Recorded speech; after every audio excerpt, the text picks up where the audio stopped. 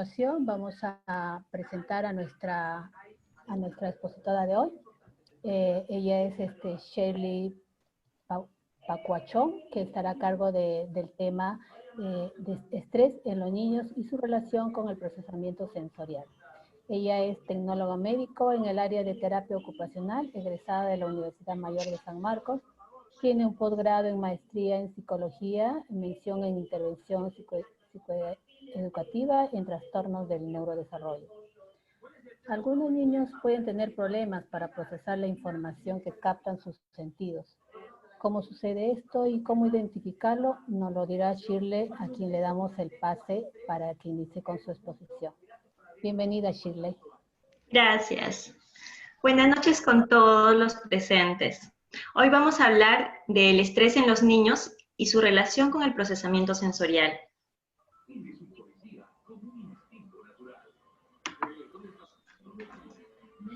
Identifica a su niño con algunas de estas conductas o algunas de ellas aparecieron o se incrementaron durante la cuarentena.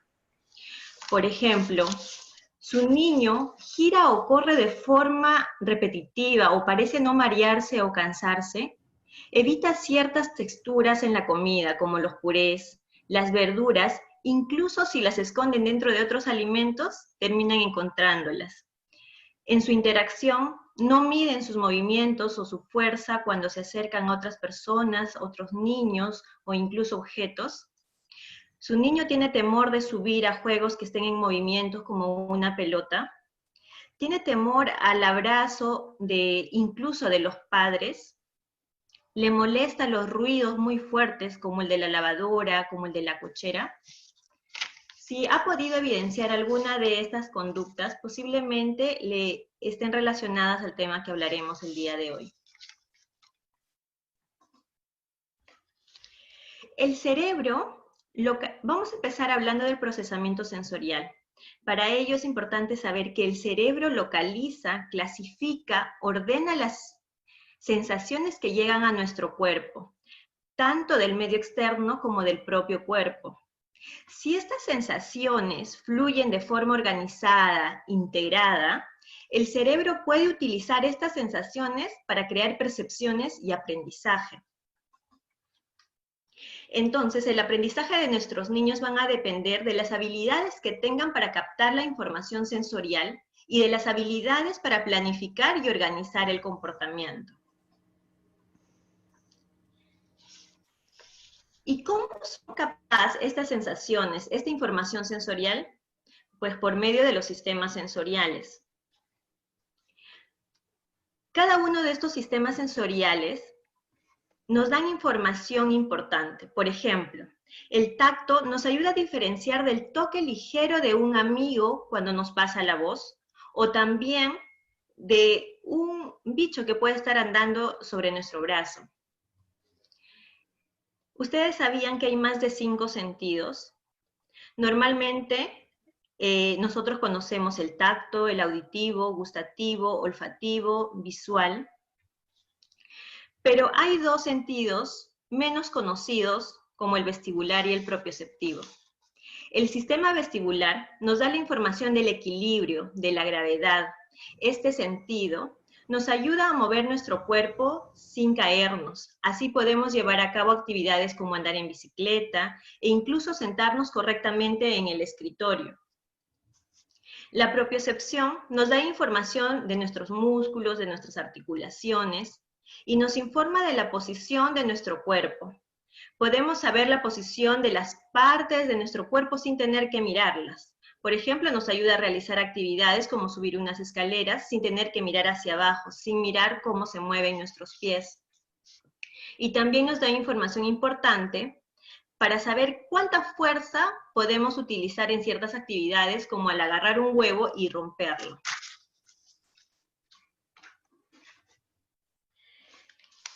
Reunir toda esta información de todos estos sentidos hace posible que participemos en las actividades cotidianas, en nuestras actividades de la vida diaria. Al integrar, al combinar toda esta información que obtenemos de nuestros sentidos, podemos percibir el mundo que nos rodea, desplazarnos, interactuar, aprender, sociabilizar y tener éxito en nuestro mundo. Como se han podido dar cuenta de repente, la mayoría de todas las tareas implican varios de nuestros sentidos que están trabajando juntos. Por ejemplo, vemos que para jugar fútbol necesitamos varios de estos sentidos. Necesitamos el sentido de la posición del cuerpo para saber cómo el pie, en qué posición está el pie y cómo lo moveremos para poder patear. El sentido de la vista le permite seguir la pelota al niño con los ojos y ayuda al cuerpo para prepararse para patear. Su sentido de equilibrio y del movimiento le ayudará a mantenerse erguido, pararse en un pie y pegarle a la pelota. Entonces, vemos cómo las actividades integran varios sistemas sensoriales. Este proceso se llama integración sensorial. La integración sensorial es un proceso neurológico que organiza las sensaciones del propio cuerpo y también del medio ambiente, y hace posible el uso del cuerpo efectivamente en nuestro entorno. Es importante saber que la integración sensorial que se produce al moverse, al hablar, al jugar, será la base perfecta que el niño necesitará para los mecanismos de integración sensorial que va a necesitar más adelante para leer, escribir, comportarse bien, etc. Pero, ¿qué pasa cuando se presentan problemas de integración sensorial? Entonces puede pasar que el niño no tiene éxito al enfrentarse al mundo. Puede conllevar esto a problemas emocionales, motores, de aprendizaje, de interacción. Y podemos ver dos tipos de problemas. Uno, que son los problemas de modulación de los estímulos sensoriales que van a impactar en el alerta. Y otro son los problemas de registro y de discriminación de los estímulos sensoriales que van a impactar en la percepción y en el control motor. El día de hoy nos vamos a centrar en el primer grupo, en los problemas de modulación que van a impactar en el alerta del niño. ¿Y qué es el alerta? El alerta es la capacidad para mantenernos atentos, vigilantes a los estímulos del medio, tomando solamente la información importante e ignorando la que no es relevante. Por ejemplo, en una sala de clases vamos a estar atentos o tenemos que estar atentos a la información relevante, que es lo que dice la profesora, e ignorar la información que no es relevante, que es, por ejemplo, si se cae un objeto, si alguien está hablando en la otra sala o se está riendo, si hay incluso los ruidos externos de los carros o si suenó una puerta. Entonces, esas informaciones las ignoramos y solamente hacemos caso a lo más relevante. Entonces, si vemos aquí esta información, podemos ver cómo es que nosotros registramos la información. Vemos, por ejemplo, si estamos escuchando el noticiero en la mañana que nos informa sobre el clima, nosotros escucharemos y daremos una respuesta adaptativa. La respuesta adaptativa será abrigarnos y salir con una paraguas. Pero, ¿qué pasa si esta información no se obtuvo de una forma adecuada? Por ejemplo, si el ruido fue demasiado fuerte que no podíamos interpretar lo que nos decían en la noticia. Incluso si fue tan fuerte que hasta llegó a irritarnos, a molestarnos. Entonces, no recogemos la información necesaria. O también puede pasar, ¿qué pasa si es que esa información que nos daba estaba tan bajo el volumen que, claro, escuchábamos un ruido, pero no interpretábamos o no entendíamos lo que nos querían decir? Entonces podríamos ver una respuesta, salimos desabrigados, nos mojamos y no hay una respuesta adaptativa a la información que se nos dio. De esta forma es como funciona el cuerpo. Recibimos el input, lo registramos la información sensorial, la organizamos, procesamos todo esto de acuerdo a nuestras experiencias pasadas, integramos las sensaciones diversas que ingresan a nuestro cuerpo y damos una respuesta adaptativa. Pero a veces pasa, por ejemplo, el estímulo de color azul es lo que típicamente nosotros necesitaríamos para registrar la información. Pero hay niños que necesitan o que registran rápidamente poca información. Con muy poca información ya hay una respuesta. Entonces, con la información del medio que hay típicamente, tendrán una hiperrespuesta, una respuesta rápida, una respuesta que los abruma, que los incomoda, que muchas veces pueden sentirlo incluso agresivas.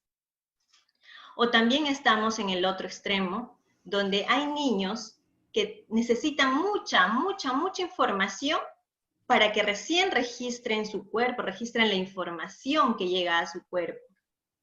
Entonces podemos ver acá niños que están con una alerta baja, que parecen no responder a los estímulos, o también podemos ver a niños que están moviéndose mucho, que están buscando mucha información, que saltan, que están tocando diferentes cosas, porque necesitan registrar esa información, pero necesitan mucha de esta información. Es por eso que siempre se están moviendo. Entonces, por ejemplo, la hiporrespuesta, que es esta, ¿no? Necesitamos muy poca información. La hiporrespuesta necesitamos mucha información para recién registrar la información. Los niños buscan grandes cantidades de estímulos, son muy activos, incluso parecen que nunca es suficiente estos estímulos para ellos. Pero también podemos ver niños poco conectados con el medio, o que no responden a las demandas del entorno. Entonces, disminuye su atención, ¿pero por qué? Porque no registra, tiene una alerta baja, una disminución de su alerta, no está registrando la información, entonces su atención también disminuye, porque no hay a qué responder. O sea, ¿qué podemos responder si es que no estamos registrando? También vemos ahora una hiperrespuesta. Esto nos estaba diciendo que necesitamos muy poca información sensorial para ya dar una respuesta.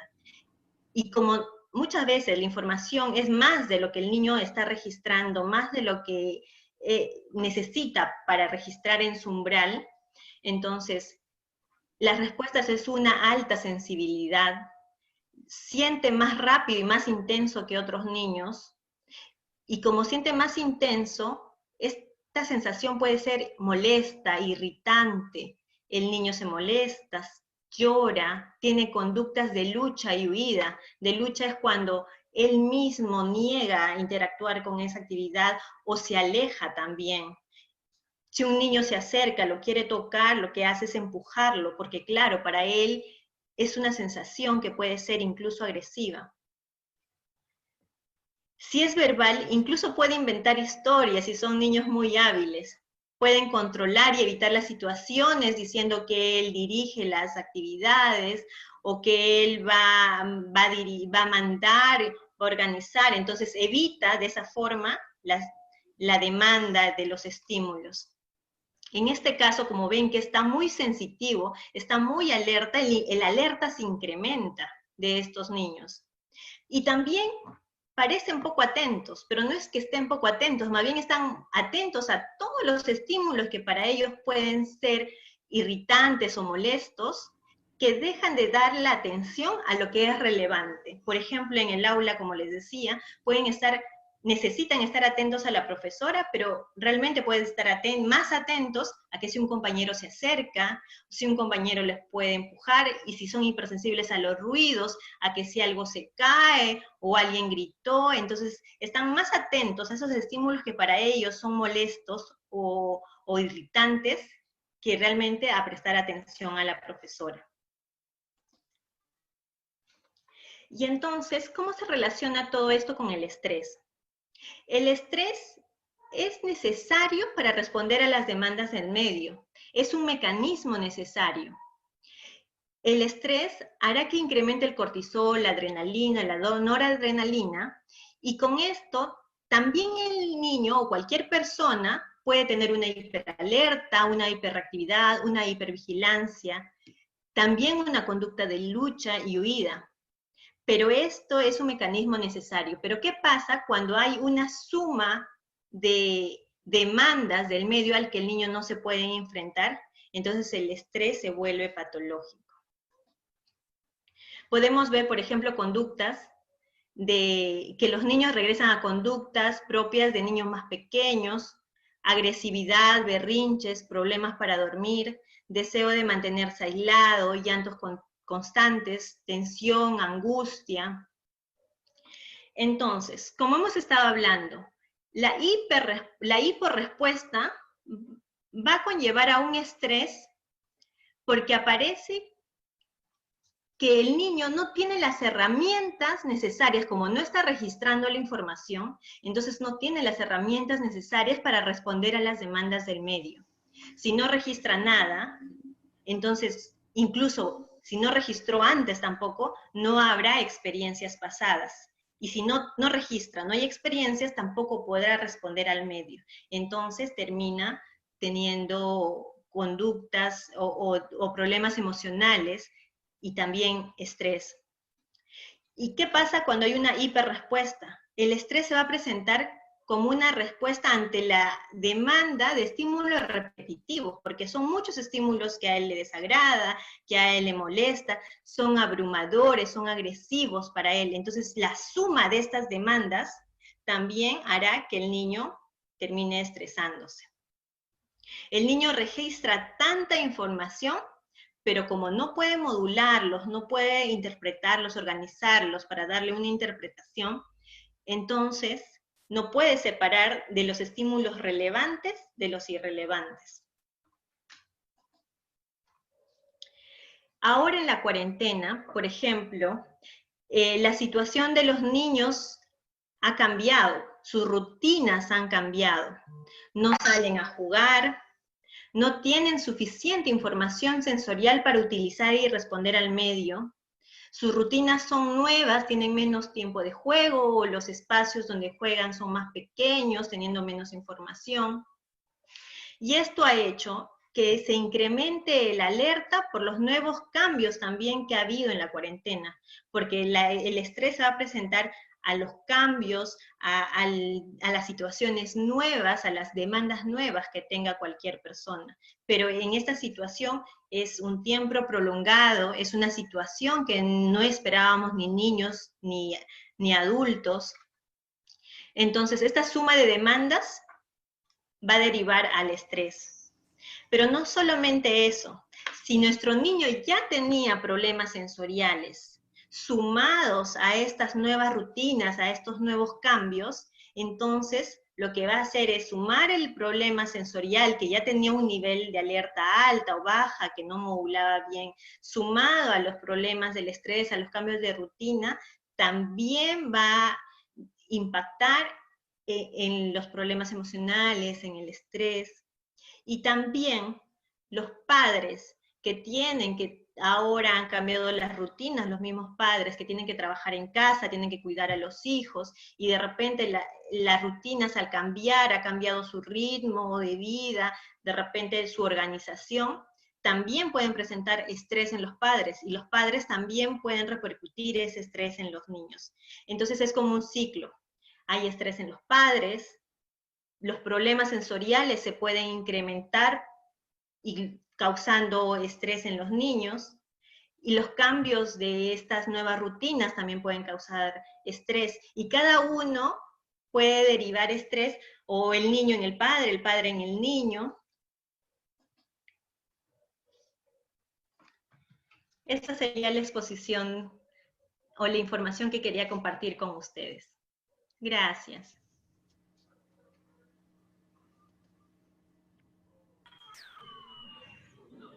Ok, gracias, Shirley. Vamos a dar inicio a las consultas que nos han llegado. Una de ellas dice, ¿cómo sé si mi niño tiene problemas sensoriales? ¿Cuáles serían los signos de alerta? Claro, hemos hablado de algunos aspectos que los niños podrían estar presentando, una hiperalerta o una hipoalerta, estar muy expectantes, irritados, algunas sensaciones que se le presenta. Entonces, pero ¿cómo sabemos si es un problema sensorial? Si se presenta en 2 o más ambientes, en 2 o más contextos en los que podría el niño estar respondiendo de esta forma, irritados, molestos, evasivos. Ok, Chile. Otra consulta de una mamá dice, ¿cuál es la diferencia entre crisis sensorial y berrinche? Claro, ¿cómo podríamos nosotros diferenciar que está haciendo una pataleta o es una crisis sensorial? Un niño que está haciendo una pataleta lo hará siempre para conseguir algo o para evadir. El niño que aprendió a hacer la pataleta porque así logrará el objetivo o evitará también que los papás respondan a ello, saben que tienen una audiencia que va a influenciar en la respuesta. O sea, los papás van a responder o no a la demanda del niño. Y a veces se puede presentar en una situación o no en otra, en el mismo contexto incluso puede presentarse algunas veces y otras no. Pero ¿qué pasa cuando un niño tiene problemas sensoriales? Va a llorar, va a irritarse, va a evadir las sensaciones molestas, va a golpear o va a mostrarse agresivo para evadir de repente sensaciones que no quiere, en las que no quiere interactuar, pero va a ser siempre, en todos los contextos, con todas las personas, porque de esta forma va a evitar las sensaciones que para ellos son molestas. Bueno, la inquietud de una mamá nos dice, ¿cómo manifiesta el estrés los niños en esta situación de confinamiento? Los niños, como les comentaba, pueden tener regresiones o comportamientos de niños más menores, pueden tener irritabilidad, pueden tener enojos constantes. Esos pueden ser unos signos de que están los niños estresados. ¿Sí? ¿Cómo es el desarrollo del procesamiento sensorial según la edad del niño? Y que tenga solo un problema sensorial lo cataloga como un espectro autista. El proceso sensorial es cómo vamos a procesar la información sensorial. Para ello, nuestro cuerpo va a utilizar un mecanismo que es la integración sensorial. Se va a desarrollar desde muy pequeñitos, desde intraútero, y se va a ir madurando, integrando los diferentes estímulos a los que vamos exponiéndolos. No hay una edad, sino es más una maduración de estos sistemas sensoriales. Y no es que si un niño tenga un indicador de que tiene un problema sensorial, es diagnosticado con problema o con el espectro autista. Hay otros indicadores que nos tendrían que dar como respuesta para saber que el niño está dentro del espectro autista, como problemas de comunicación, problemas sociales, los intereses restringidos, ¿no? Y en el DSM-5 últimamente sí se incorporó que tengan algunos problemas sensoriales, pero no es un indicador que nos dé el diagnóstico. Ok, Chile. Otra mamá nos consulta, ¿cómo hacer juegos sensoriales para niños de 4 años en casa? Tenemos que ver nosotros cuál es la dificultad sensorial en los niños, porque hemos visto que hay 7 sistemas sensoriales. Los sistemas sensoriales pueden tener 2 tipos de dificultades, uno de modulación que hemos visto hoy día, que pueden estar muy hipersensibles o muy poco sensibles a los estímulos. Por ejemplo, si un niño, y nosotros tenemos que ver qué respuesta adaptativa queremos conseguir en los niños. Entonces no es como que yo le podría decir a la mamá, esto puede hacer a los 4 años, sino más ver cuál es la dificultad. Digamos que su problema de atención, su problema del niño es un problema de atención. Entonces, y ese tema de atención es porque no puede, o porque su nivel de alerta es demasiado alto, porque no puede responder de forma adecuada a los estímulos vestibulares, porque los siente agresivos, molestos para él. Entonces, lo que tendríamos que hacer es trabajar en controlar estos sentidos y ayudar a regular y organizar el sistema vestibular con otros sentidos. De esta forma, el niño va a lograr disfrutar del movimiento sin temor, con alegría, y así el sistema vestibular podrá realizar su función de equilibrio, de postura en el niño. Pero tenemos que ver cuál es la dificultad en sí del niño. Ahora yo les he dado un ejemplo, pero tenemos que ver cuál es la dificultad del niño de 4 años. Ok. Otra mamá tiene la inquietud con respecto a su niño de 9 años. ¿Cómo se detecta la dificultad sensorial en niños de esta edad? Como les vuelvo a comentar, es importante ver, siempre es observar a nuestros niños. Si hay ahora, viendo solamente en el tema que hemos hablado ahí, si hay una hiperrespuesta, hay una hiporrespuesta a las sensaciones, y vemos que el niño no quiere interactuar con ciertas texturas, le molesta los ruidos, no quiere cortarse las uñas, no quiere cortarse el cabello, entonces podríamos pensar que hay un problema sensorial de hiperrespuesta, pero no va a depender tanto de la edad, sino de la madurez de estos sistemas sensoriales. Siempre les recomiendo a los padres de familia estar bien atentos, observar a los niños por qué es que hace la pataleta. Si antes de hacer la pataleta se presentó un estímulo sensorial y no lo pudo procesar bien, entonces estamos hablando de que hay un problema sensorial y tenemos que acudir a un médico, a un neuropediatra para que nos derive a un terapeuta ocupacional. Pero es importante siempre observarlos. Ok. Un papá consulta, ¿cuál sería el grado de afectación de los niños en esta pandemia en el área sensorial? Si lo hubiera, ¿no?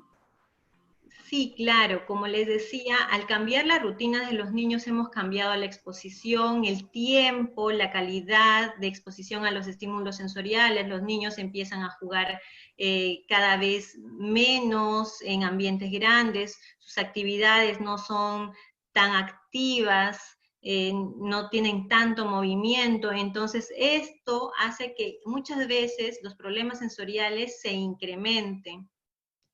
O si hubo avances, de repente se estaban llevando las terapias, hay cierta regresión. Entonces, sí va a impactar. Además, como les decía, si el papá está estresado, entonces, y el niño ya tiene un problema de hipersensibilidad, su alerta está alta, y el papá también tiene una conducta en el que su alerta esté alta y que responda rápido a diferentes situaciones, entonces la irritabilidad va a sumar tanto de los niños como de los padres, ¿no? Entonces, sí se puede presentar de esa manera las situaciones o los problemas sensoriales en la cuarentena. ¿Y puedes dar un ejemplo de dieta sensorial? Por ejemplo, nosotros, no es que sea un ejemplo de dieta sensorial, pero sí podría ser unas recomendaciones. Digamos que tenemos un niño con problemas táctiles, de hipersensibilidad táctil. Siempre el estímulo de tacto profundo, que es presionar muy fuerte al niño, despacio, con toda la palma, o dar abrazos muy fuertes, que es el tacto profundo, eso va a ser actividades que ayuden a regular un poco al niño. Otra información que ayude a regular al niño siempre va a ser el cargar peso, el empujar, el jalar. Estas informaciones son la activación del sistema propioceptivo. Y el sistema propioceptivo también va a ser un regulador para otros sistemas. Esto estamos hablando si son de repente niños con hipersensibilidad. Entonces lo que le damos es tacto profundo y bastante actividades de propiocepción, jalar, empujar, levantar peso. Y si nos vamos al otro extremo, si hay niños de repente con una hiposensibilidad o una hiporrespuesta a las sensaciones, entonces lo que podemos hacer es darles actividades muy intensas a los niños para que estas actividades no se extiendan en el tiempo, sino que al ser intensas o hacer actividades de peso, de contracción de los músculos, de movimientos, entonces esto va a hacer que los niños no se estén moviendo por mucho tiempo.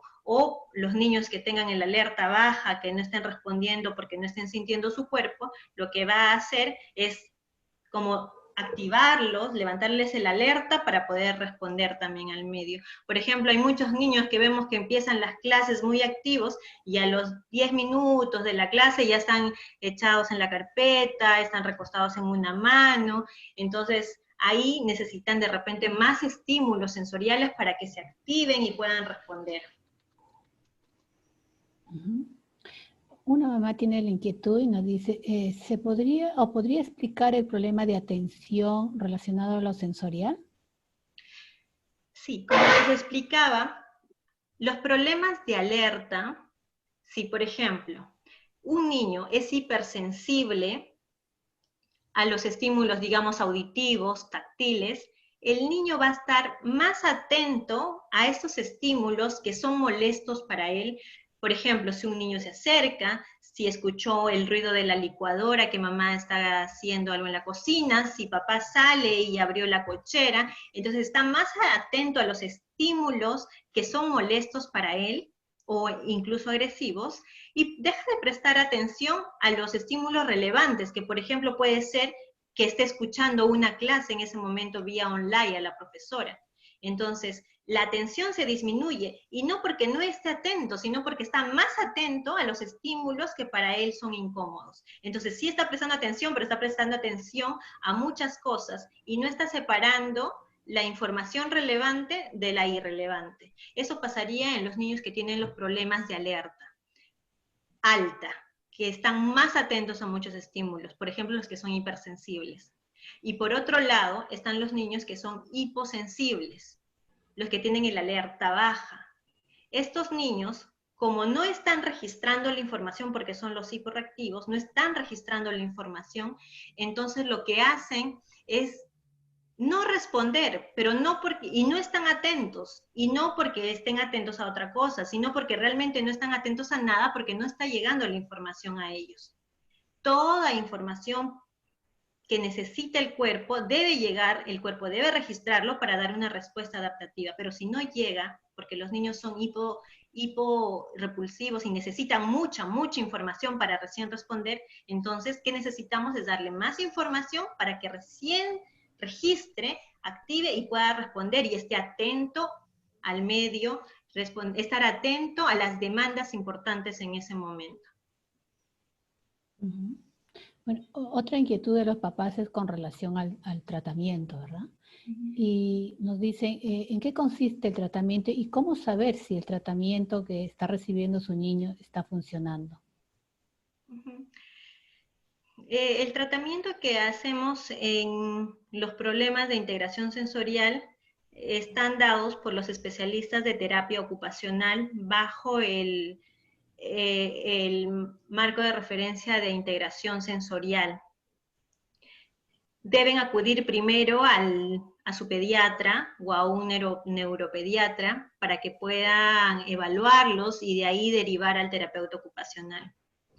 ¿Cómo saber si los niños están avanzando o no en su tratamiento? Siempre el indicador que nosotros tenemos que estar siempre observando es la conducta del niño. Entonces, si vemos que el niño era hiperactivo, por ejemplo, a las texturas, no se dejaba untar protector solar, no se dejaba cortar el cabello, no se dejaba cortar las uñas, no quería comer, entonces, si vemos que este niño ahora sí se deja cortar las uñas, se deja cortar el cabello, si está comiendo mucho mejor, ya interactúa con otros niños, entonces puede ser un indicador, esas conductas que nos digan, ah, sí, mi niño está cambiando varios aspectos, la sociabilización, las actividades de vida diaria, como es la higiene, como es la alimentación. Entonces, estos son aspectos que nos podrían indicar. Ahora, por ejemplo, otro ejemplo, si el niño tiene problemas de modulación a nivel de movimiento, mucho tiempo está moviéndose en casa o en clase, y de repente hemos hecho el tratamiento 3 meses y vemos que ya mi niño puede sentarse 20 minutos, puede atender una clase completa, o de repente ya se sienta y me escucha atento lo que yo le estoy dando, las indicaciones que le estoy dando, entonces también podría ser un indicador de que ya mi niño está avanzando. Siempre los cambios de cuál ha sido el motivo por cual yo he llevado a mi niño y los cambios que he visto después de las terapias, entonces eso puede ser un indicador. Ok. Otra consulta dice, ¿cuánto afecta el estrés del adulto en un niño con problemas sensoriales? Va a afectar bastante porque los niños con problemas sensoriales van a ser bastante propensos en adaptarse a los cambios, en de repente recepcionar un poco los cambios de emoción, los cambios de los mismos padres. Entonces, si ellos ven que los padres están muy estresados, sus rutinas han cambiado, ese estrés va a derivar en el niño. Uno, porque va a incrementar su alerta que ya está alta o va a disminuir su alerta que está baja. O dos, porque el mismo estrés como mecanismo va a ser transmitido al niño. Ok. Una mamá consulta, ¿cómo puedo ayudar a mis chicos o a mis hijos en las sesiones virtuales? Sí, bueno, al menos si los niños con problemas sensoriales tienen que tener tal vez alguna ayuda particular, ahora como que estamos en época de clases virtuales. Nosotros ahora no estamos haciendo propiamente una intervención de integración sensorial mediante las clases online, porque no se estaría cumpliendo con todos los requisitos que se necesita para hacer integración sensorial, pero sí podríamos dar aportes a los padres, recomendaciones, y hacer como una terapia donde los padres sean coterapeutas. Nosotros le damos indicaciones de repente qué estímulo podría dar al niño que lo ayude a regularse, mejorar el alerta, disminuir el alerta. Entonces, esto se está dando vía online. Podemos hacer una coterapia con los padres, no de integración sensorial, pero sí algunas estrategias sensoriales que puedan estar ayudando a los niños a regularse y tener mejores respuestas adaptativas, mejores conductas. Ok, Shirley. Bueno, ya no hay más preguntas. Gracias por tu exposición. Si deseas decir algunas palabras finales. Gracias, gracias por la invitación a la exposición y sí quiero de repente terminar diciendo a los padres que estén bien atentos a las conductas que tengan los niños. No siempre son berrinches, muchas veces pueden ser respuestas a problemas sensoriales. Estemos atentos a estas conductas que pasó antes y si bien que si puede estar relacionado a un problema sensorial, derivarlos al pediatra o al neuropediatra para que ellos deriven a terapia ocupacional. Gracias. Gracias a ti. Bueno, con esto vamos a dar por finalizada la charla de hoy. Antes vamos a repetir nuestras próximas charlas, para que tengan conocimiento y también puedan acompañarnos. El miércoles 17 de junio vamos a hablar sobre crianza. El miércoles 24 de junio sobre problemas de conducta de niños y adolescentes. Y el miércoles 1 de julio, disfagia después del COVID.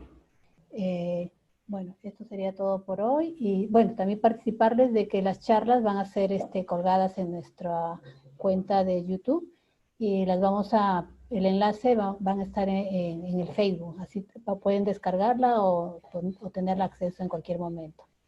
Bueno, gracias, es todo por hoy. Hasta el próximo miércoles. Buenas noches.